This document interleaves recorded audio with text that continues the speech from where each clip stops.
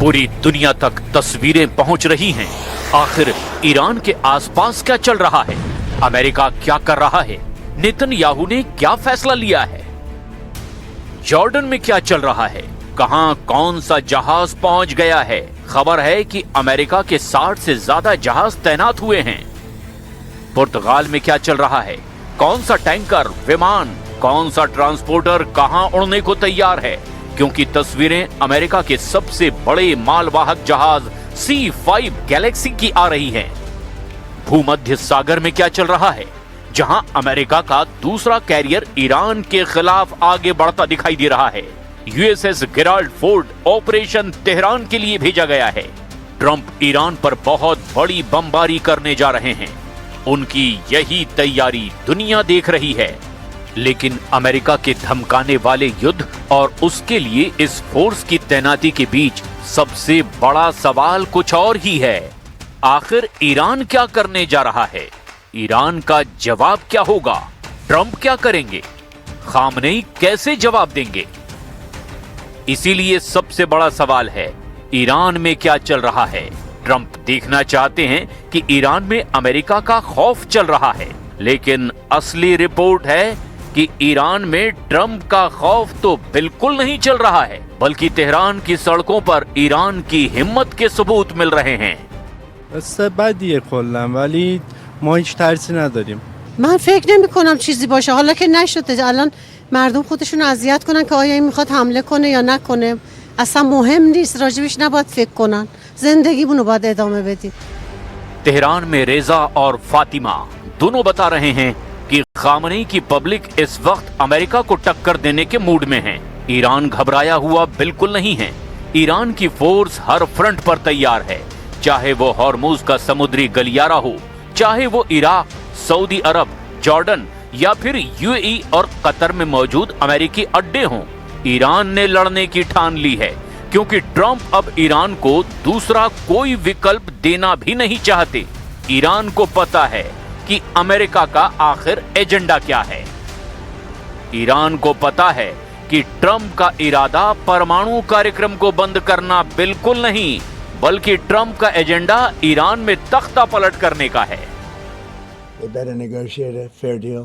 They better negotiate. You know, the people of Iran are a lot different than the leaders of Iran, and it's very sad situation.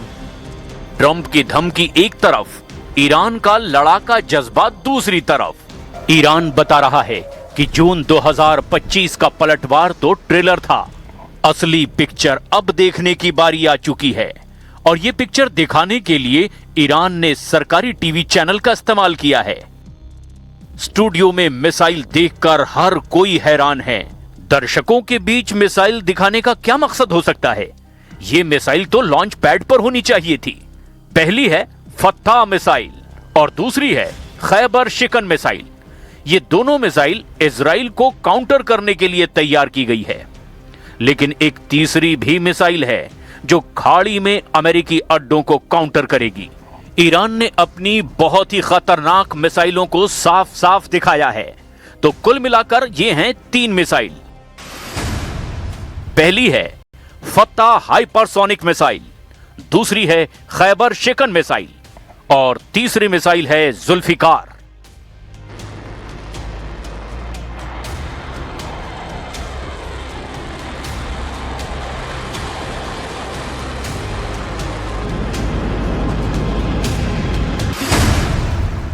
दो 2016 में तैयार हुई जुल्फिकार फतेह missile की series से ही है।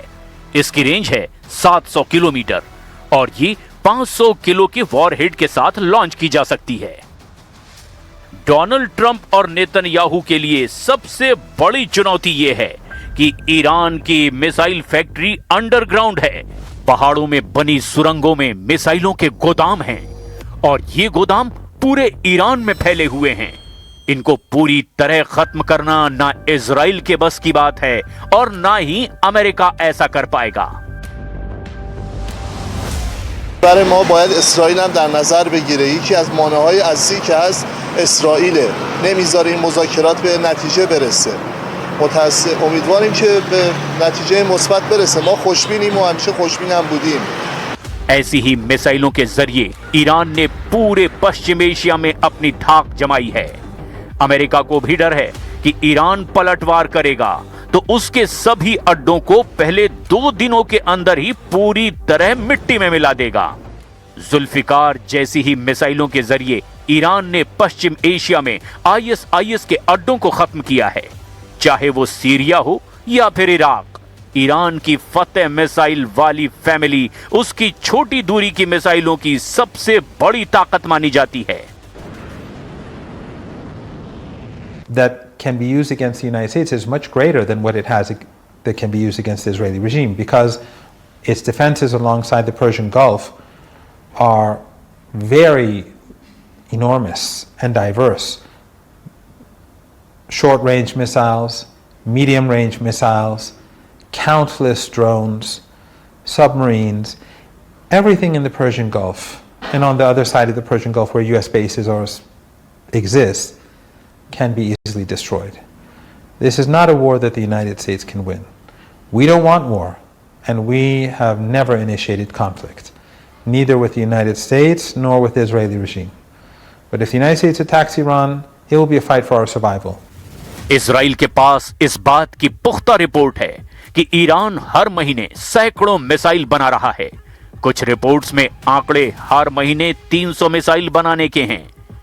यही वजह है कि नेतन्याहू को लग रहा है कि जितनी देर ईरान पर हमला करने में होगी, उतनी ज्यादा मिसाइल बनाकर ईरान उसके लिए बड़ा खतरा बन जाएगा।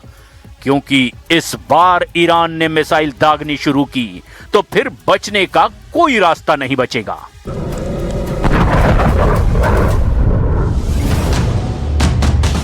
इजरायली मीडिया की खबर है कि ईरान के रेवोल्यूशनरी गार्ड्स के कई कमांडर इस वक्त लेबनान में हैं और लेबनान ईरान का ऐसा मोर्चा बन सकता है जिसमें हिजबुल्लाह इजराइल के उत्तरी फ्रंट पर युद्ध करेगा। वहीं तुर्की का मीडिया बता रहा है कि जॉर्डन घबरा गया है और उसने कहा है कि ईरान के खिलाफ युद्ध में उसकी जमीन का इस्तेमाल नहीं करने दिया जाएगा।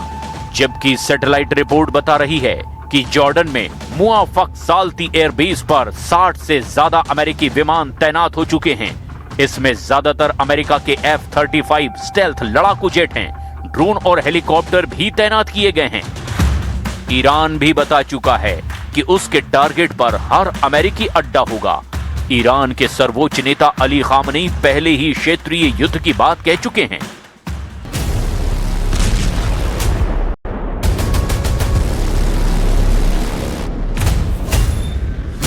ईरान का दावा है कि ऐसी ही मिसाइलों से तेल अवीव को फिर से टारगेट करेगा। यही मिसाइल ईरान की ताकत हैं, जो इजराइल के लिए बहुत बड़ा चैलेंज हैं। इन्हीं मिसाइलों ने 2025 में इजराइल को हिलाकर रख दिया था। क्या 2026 में यही मिसाइल दहलाएंगी? तेल अवीव, हाइफा,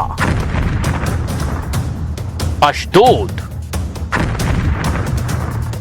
नेवातीव और अश्केलॉन। तेहरान में इजराइल का पोस्टर लगाकर ईरान दावा कर रहा है कि कोई नहीं बचेगा। तेहरान के फिलिस्तीन चौराहे पर यह पोस्टर इजराइल और खास तौर पर नेतन्याहू और डोनाल्ड ट्रंप को बहुत बड़ा मैसेज है। नक्शे में तेल अवीव दिखाकर ईरान बता रहा है कि नेतन्याहू ग्रेटर इजराइल का ख्वाब ना देखें, क्योंकि ईरान पर हमला हुआ तो ग्रेटर तेल अवीव पूरी तरह भस्म कर दिया जाएगा। ईरान अपनी मिसाइल पावर को सबसे खतरनाक दौर के लिए तैयार कर चुका है और हमला चाहे डोनाल्ड ट्रंप करें या फिर बेंयामिन नेतन्याहू, इस बार इजराइल को पूरी तरह मिटा देगी ईरान की मिसाइल।